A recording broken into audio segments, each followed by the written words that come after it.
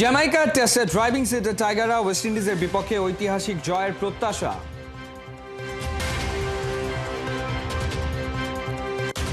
Cricket দুনিয়ায় নাহিদ রানার প্রশংসা, বাংলাদেশের ক্রিকেটের ভবিষ্যৎ বলছেন সাবেক তারকারা।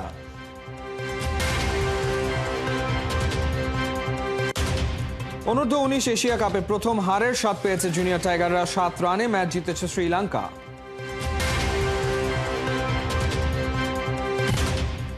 যুব হকি বিশ্বকাপের টিকিট পেয়ে বাংলাদেশের ইতিহাস, থাইল্যান্ডকে উড়িয়ে দিয়ে বাংলার যুবাদের উচ্ছ্বাস।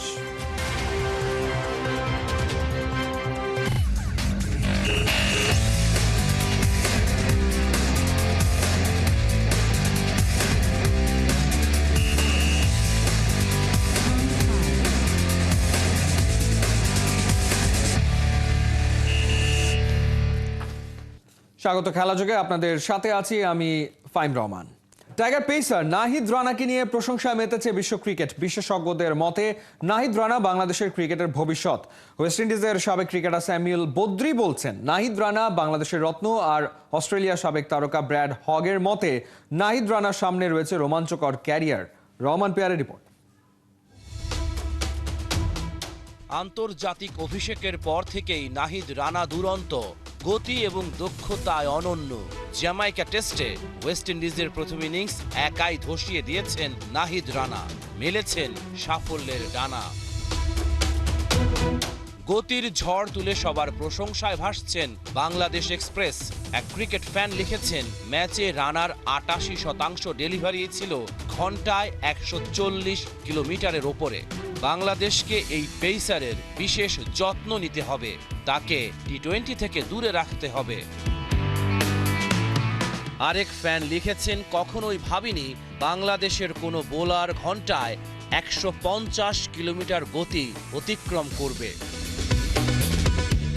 এক সমর্থক বলেছেন, নাহিদ রানার কয়েক ওভার বোলিং দেখলাম, ১৫০ থেকে ১৫৩ কিলোমিটার রেঞ্জ ছুঁয়েছে। দুরন্ত ফাস্ট বোলিং। নাহিদ রানার প্রশংসায় মেতেছেন ওয়েস্ট ইন্ডিজের সাবেক তারকা ক্রিকেটার স্যামুয়েল বদ্রি। সামাজিক যোগাযোগ মাধ্যম এক্সে এক ভিডিওতে তিনি জানিয়েছেন, বাংলাদেশের হাতে একটা রত্ন আছে। নাহিদ রানাকে নিয়ে অনেক আলোচনা হয়েছিল, তার গতি ব্যতিক্রমী এবং দ্রুততম, কিন্তু তার নিয়ন্ত্রণ কোয়ালিটি ইমপ্রেসিভ। কেবল নাহিদ ভালো করলে বাংলাদেশ ক্রিকেটও ভালো করবে। অস্ট্রেলিয়ার সাবেক ক্রিকেটার ব্র্যাড হগকেও মুগ্ধ করেছেন নাহিদ রানা। সামাজিক যোগাযোগ মাধ্যম এক্সে একটি পোস্ট দিয়েছেন হগ। সেখানে অস্ট্রেলিয়ার সাবেক এই ক্রিকেটার লিখেছেন, ওয়েস্ট ইন্ডিজের বিপক্ষে প্রথম ইনিংসে পুরোটা সময় ধারাবাহিকভাবে একই গতিতে বল করা সত্যি ইমপ্রেসিভ। নাহিদ রানার জন্য অসাধারণ 5 উইকেট, সামনে তার রোমাঞ্চকর ক্যারিয়ার। এখন পর্যন্ত মাত্র 6টি টেস্ট খেলেই নাহিদ রানা প্রমাণ করেছেন, শুধু গতিতেই নয়, বুদ্ধিদীপ্ত বোলিংও করতে পারেন তিনি। বিভিন্ন পরিস্থিতিতে তার বোলিং পরিণত এবং কৌশলী। লাইন লেংথ আর বোলিংয়ের নিয়ন্ত্রণে প্রতিনিয়ত দেখাচ্ছেন উন্নতি। বিশেষজ্ঞদের মতে গতির ঝড় তুলে সাড়া জাগানো এই ফাস্ট বোলার শুধু বাংলাদেশের ক্রিকেটের নয়, বিশ্ব ক্রিকেটেরও বড় সম্পদ হতে পারেন। রহমান পেয়ার, ৭১। টেস্ট দলের পারফরম্যান্স, নাহিদের গতি আর অ্যাগ্রেশন দেখে ভীষণ খুশি বাংলাদেশ ক্রিকেট বোর্ড পরিচালক নাজমুল আবেদিন ফাহিম। জ্যামাইকা জয়ের স্বপ্ন দেখছেন। মঙ্গলবার মিরপুরে বিপিএল এর থিম সং আর থিম গ্রাফিতি উন্মোচনের অনুষ্ঠানে অমন কথা বলেন ক্রীড়া উপদেষ্টা আসিফ মাহমুদ। জানিয়েছেন, বিপিএল এর থিম সং এর কয়েকটা লাইন স্বয়ং ডক্টর মোহাম্মদ ইউনুস নিজে লিখে দিয়েছেন। সৈফুল রূপকের রিপোর্ট।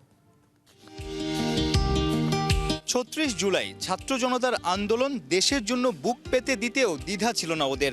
শহীদ আবু সাইদ আর মুগ্ধর বাংলাদেশের জন্য আত্মত্যাগ যুগ যুগ ধরে সবার মনের মণিকোঠায় চিরসবুজ হয়ে রবে। বিসিবিও এই শহীদদের দারুণভাবে ফুটিয়ে তুলল।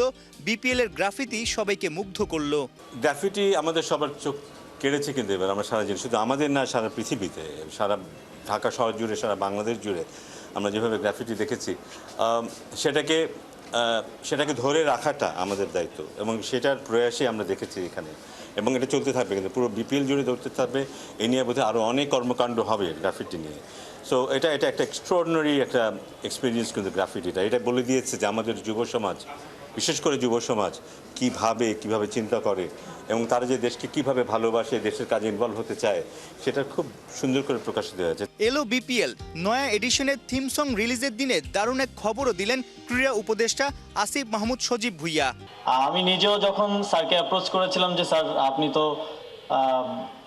অলিম্পিক সহকারে আরো অনেক বড় বড় ইভেন্টের ডিজাইনে ইনপুট দিয়ে থাকেন, তো আমাদেরকে যদি একটু ফ্যাসিলিটেট করেন। তো আমি তখন এতটা আশা করি নাই যে স্যার এতটা ইনভলভ হবেন পার্সোনালি, এবং স্যারের টিম সহকারে আমার থেকেও বেশি ইনভলভ ছিলেন, এবং ইভেন থিম সঙ্গেও স্যার কয়েকটা লাইন নিজে লিখে দিয়েছেন। দর্শকদের টানতে বিপিএল শুরুর আগেই নানা কার্যক্রম বাংলাদেশ ক্রিকেট বোর্ডের। বিসিবিকে সাহস দিচ্ছেন স্বয়ং প্রধান উপদেষ্টা ক্রীড়াপ্রেমী ডক্টর মোহাম্মদ ইউনুস। সরকারের সহযোগিতা পেয়ে বিপিএলে ধামাকা দেখাতে মরিয়া বিসিবি কর্তারা। আমাদের প্রধান উপদেষ্টার সরাসরি এত বেশি ইনভলভমেন্ট আছে, কারণ সেই কারণে কিন্তু এই মাত্রায় বিপিএলটা এসছে, কিন্তু সেই কারণে কিন্তু আমরা সবাই সাহস পেয়েছি এবং আমরা অনেক বড় করে দেখার একটা সুযোগ পাচ্ছি। কিন্তু নাহলে হয়তো কিছু অনুষ্ঠান হতো, তারপর খেলা চলে যেতাম আমরা। সারা দেশ জুড়ে যে এই কর্মকাণ্ডগুলো হবে, এখনও শুরু হয়নি, বাট হবে, আমরা নিশ্চয়ই দেখতে পাবো। সো এটা একটা অদ্ভুত ফিলিংস ডেফিনেটলি, কারণ যে কোনো ইভেন্ট, বিপিএল আমাদের অ্যাকচুয়ালি খুব বড় ইভেন্ট, আমাদের বড় একটা জাতীয় ইভেন্ট, কিন্তু আমাদের খুব অনেক বেশি ইভেন্ট নেই কিন্তু। So why not capitalise that, এবং সবার চোখ এদিকে থাকে।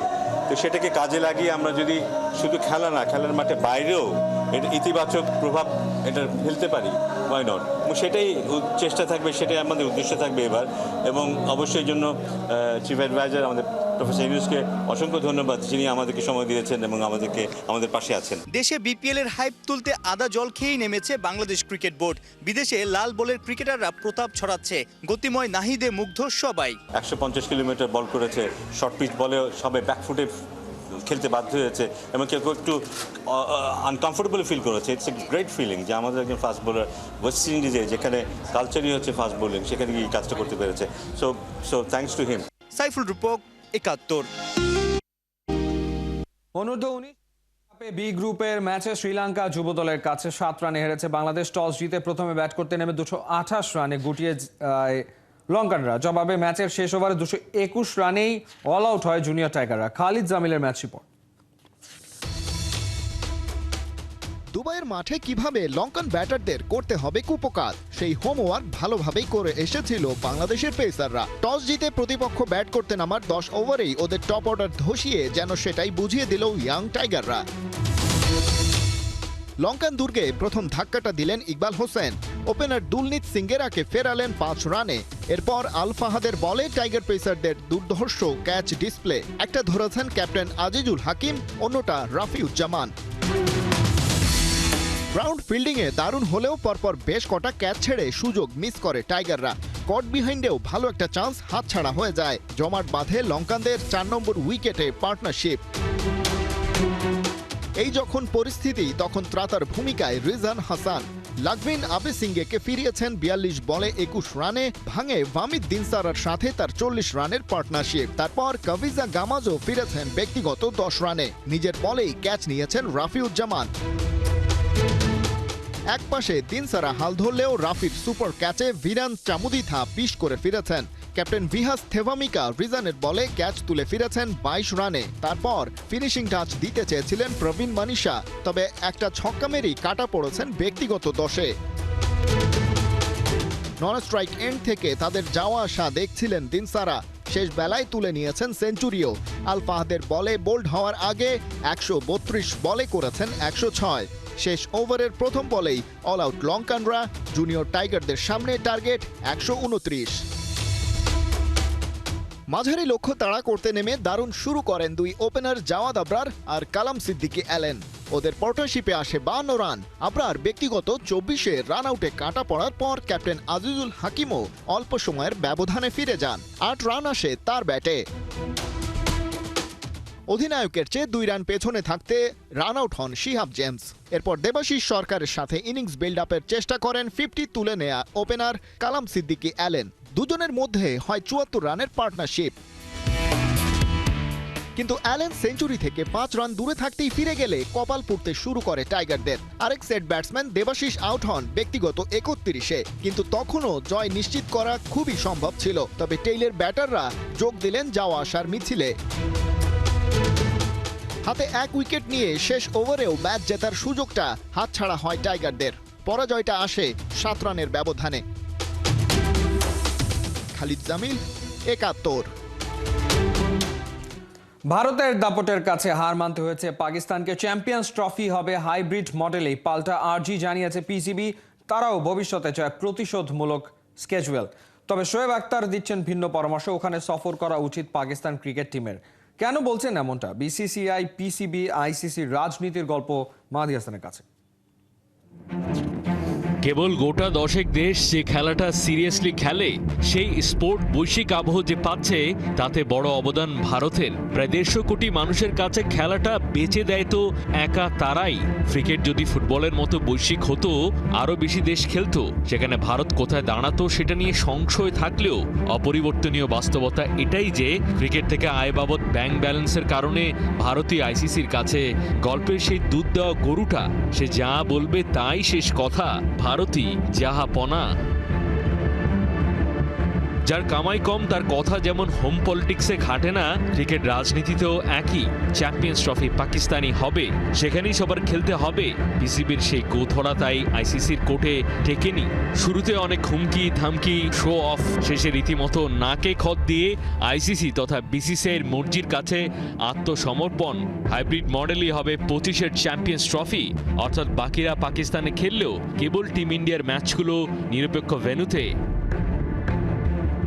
যে মাত্রায় জেদ দেখিয়েছিল তার ভয়াবহ ভরাডুবির পর সম্ভবত বাজার গরম রাখতে পাল্টা প্রস্তাব দিয়ে রেখেছে পিসিবি, যার সারাংশ, ঠিক আছে হাইব্রিড মডেল মানলাম, কিন্তু 2031 সাল পর্যন্ত যদি কোনো টুর্নামেন্টের ভেন্যু হয় ভারত, পাকিস্তানও তাদের ম্যাচগুলো খেলবে নিরপেক্ষ ভেন্যুতে। পাক লেজেন্ড পেসার শোয়েব আখতার জানেন এই জেদও হয়তো টিকবে না সামনের দিনে। সেই বোঝাপড়া থেকে যে পরামর্শ দিয়েছেন বাবর আজমদের, তা থেকে কাটপিস নিয়ে হেডলাইন করেছে তিলকে তাল বানানো। ইদানিং সারাক্ষণ যুদ্ধ লাগানোর ধান্দায় ব্যস্ত থাকা ভারতীয় মিডিয়াই ভারতে যাও, ওখানেই ওদের মেরে আসো। মাহদী হাসান, 71। যা ঘটেনি আগে সেটাই করে দেখিয়েছে বাংলা যুবারা। হকির জুনিয়র বিশ্বকাপে বাংলাদেশ সুখবরটা এসছে ওমান থেকে। এশিয়া কাপে থাইল্যান্ডকে 7-2 গোলে হারিয়ে প্রথমবারের মতো হকির বিশ্বকাপে জায়গা পাকা করেছে লাল সবুজরা। অনুবাপী রিপোর্ট। নতুন আলোর নতুন ভোর এনেছে আরো এক নতুন খবর। ওমানের মরু হাওয়ায় ঝড় তোলা সেই আনন্দ সংবাদে জেগেছে নতুন সবুজ শ্যামল বাংলাদেশও। এবারই প্রথমবার হকির যুব বিশ্বকাপ খেলার যোগ্যতা অর্জন করেছে লাল সবুজের পতাকাধারীরা। এশিয়া কাপে থাইল্যান্ড রীতিমতো গেছে উড়ে। 7-2 গোলের বড় জয়ে তৃতীয় স্থান অর্জন করে যুবারা। হকির ইতিহাসে এই বড় অর্জনকে স্বাগত জানানোর অপেক্ষায় ফেডারেশন। মাঠের খেলার চেয়ে হকি নিয়ে এতদিন বিতর্কই ছিল বেশি। বহুদিন ধরেই ছিল না কোনো আন্তর্জাতিক সাফল্য। তবে নতুন স্রোতের টানে পালা বদলের গানে এসেছে সুদিন। স্বপ্ন এবার ধরা দিয়েছে বাস্তবে। প্রথমবার বিশ্ব মঞ্চে হেসে উঠবে নতুন এক হকিময় বাংলাদেশ। আনন্দ ধারাও তাই বইছে সীমাহীন। এশিয়ার 7 দেশের মধ্যে এবার অংশগ্রহণ করবে লাল সবুজের প্রতিনিধিরা। আগামী বছর ভারতে হতে যাওয়া বিশ্বকাপের জন্য এখন থেকেই সিরিয়াস হতে হবে হকি ফেডারেশনকে। এমন অর্জনে ছেলেদের জন্য বিশেষ কিছু করার পরিকল্পনাও নিশ্চয়ই থাকবে। সময়টা ছিল অল্প, তবে অদম্য ছিল চেষ্টা। তাই 3 মাসের অনুশীলনেই বাজিমাত। প্রতিপক্ষরাও হয়েছে কুপকার। তবে এবার পরিকল্পনা ভিন্ন। 5 মাসের অনুশীলনে ফেডারেশন দলটাকে করতে চাইবে অনন্য। পাশাপাশি দেশ বিদেশে প্রস্তুতি ম্যাচের আয়োজনেরও চেষ্টা থাকবে। বৃহস্পতিবার যুব এশিয়া কাপ শেষে দেশে ফিরবে বাংলাদেশ দল। বিমানবন্দরে ইতিহাস তৈরি করে ফেরা হকির ছেলেদের বরণ করে নিতে থাকবে নানা আয়োজন। অর্ণব বাপি, 71। জয় দিয়ে ফেডারেশন কাপ শুরু করেছে বসুন্ধরা কিংস। প্রতিপক্ষ ব্রাদার্সকে হারিয়েছে 1-0 গোলে। দিনের আরেক ম্যাচে পুলিশ এফসির সাথে গোলশূন্য ড্র করেছে ফোর্টিজ এফসি। কুমিল্লার শহীদ ধীরেন্দ্রনাথ দত্ত স্টেডিয়ামে ফেডারেশন কাপের গ্রুপ পর্বের ম্যাচে ব্রাদার্সের প্রতিপক্ষ defending champion Bashundhara Kings. First হাফে নিশানার খোঁজ পায়নি কোনো দলই। দ্বিতীয়ার্ধের 69 মিনিটে ব্রাজিলিয়ান ফরওয়ার্ড মিগেলের দেয়া বল হেড করে জালে জড়িয়ে দেন তপু বর্মন। গোটা ম্যাচে গোল ওই একটাই বসুন্ধরা কিংসের সাথে 1-0 গোলের হার নিয়ে মাঠ ছাড়ে ব্রাদার্স ইউনিয়ন।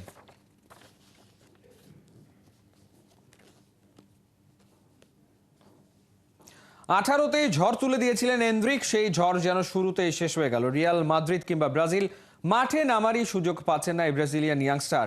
9 ম্যাচের মধ্যে 6 ম্যাচ খেলেছেন এন্ড্রিক। গড়ে 3.5 মিনিটেরও কম সময় খেলার সুযোগ মিলেছে এই ব্রাজিলিয়ানের। কোহিনুর কণা রিপোর্ট।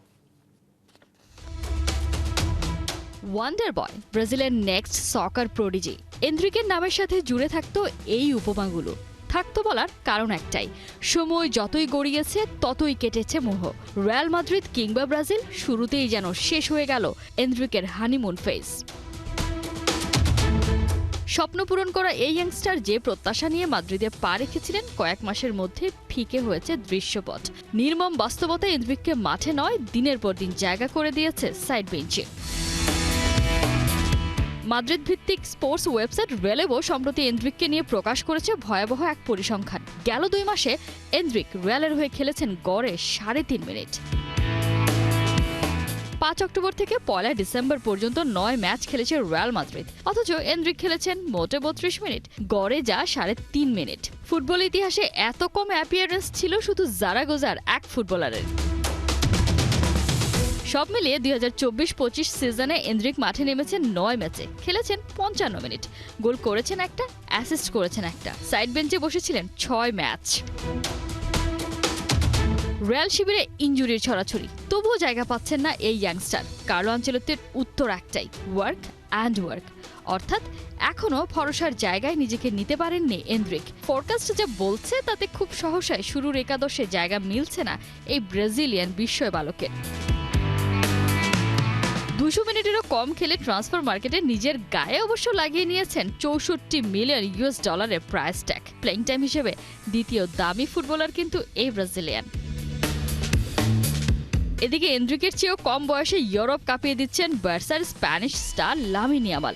নিজে পারফর্ম করছেন, দলকে জেতাচ্ছেন, একের পর এক রেকর্ডের খাতায় নাম তুলছেন। এন্দ্রিকের হাতেও অবশ্য নিজেকে তৈরি করে নেয়ার যথেষ্ট সময় আছে। কে জানে শেষ পর্যন্ত হিসেব মেলাতে পারবেন কিনা এই টিনএজার। নইলে কিন্তু লোকে ঠিকই বলবে, যত গর্জে তত বর্ষে না। কোহিনুর কণা, 71। চলছে খেলাযোগ সরাসরি সংবাদ অনুষ্ঠান দেখতে চোখ রাখুন 71-এর ফেসবুক পেজে এবং সাবস্ক্রাইব করুন 71-এর ইউটিউব চ্যানেলে। 71-এর সাথেই থাকুন।